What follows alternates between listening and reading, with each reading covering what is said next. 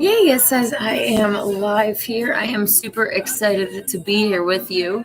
I actually kind of wanted to jump right in to the topic at hand.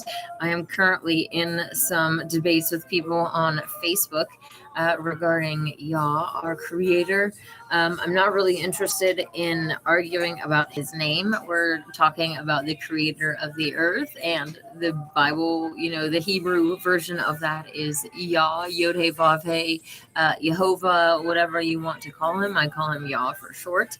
Um, and I plan to do a more thorough investigation into this topic where I can give you a lot more details, but I want to do that in a less chaotic environment. But I wanted to touch base with you today and kind of discuss this topic to some extent.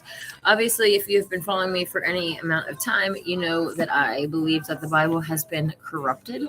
So, basically, I have come across people online that are pointing to Bible verses to basically say that Yah is evil, different verses about, essentially go and take over this town and take whatever women for yourself, or just murderous, um, right? Like a different accusations, right, that come against Yah with people that are pointing to this book and the Old Testament part, the Old Testament portion of it.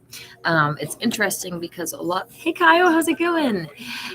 It's interesting because a lot of them accept the Christ teachings, but then say that there's lies in the Old Testament. So it's kind of a confusing belief system to begin with.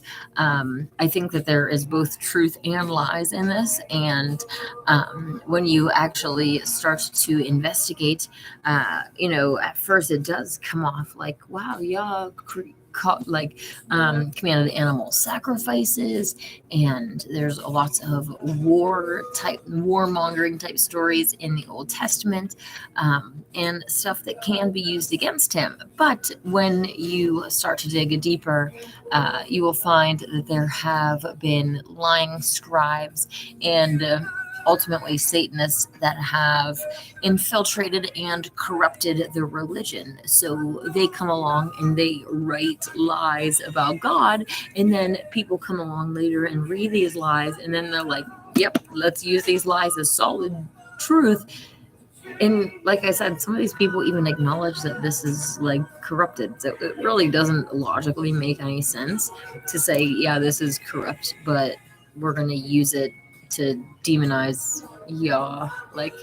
It doesn't actually make any sense. So David says they make Yah out to be an evil psychopath. And this book really does the whole concept of requiring animal or innocent blood to be shed to forgive your sins, right? Just think about yourself. If someone sins against you, and when I say that, it's if someone does something wrong against you, right? That's ultimately what the idea of a sin is that God has a certain plan and desire for your life, and even a certain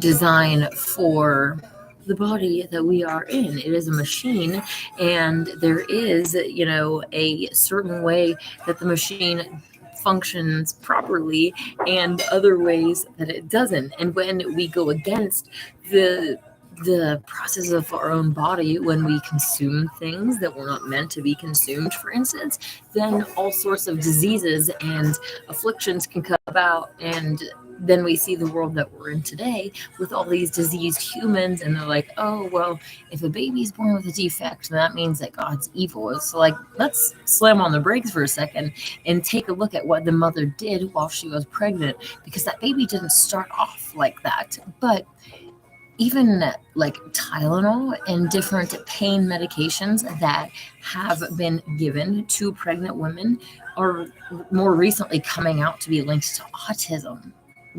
So there are all these different traps that are set out to kill us off, essentially, to well, they don't really want to kill all of us off. It's kind of like if you are a farmer, you don't just kill off the whole herd.